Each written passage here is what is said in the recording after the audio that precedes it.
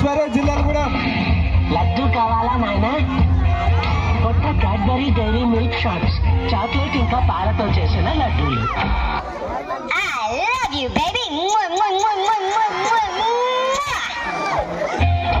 ఏమైనా మరో లడ్డు కావాలా?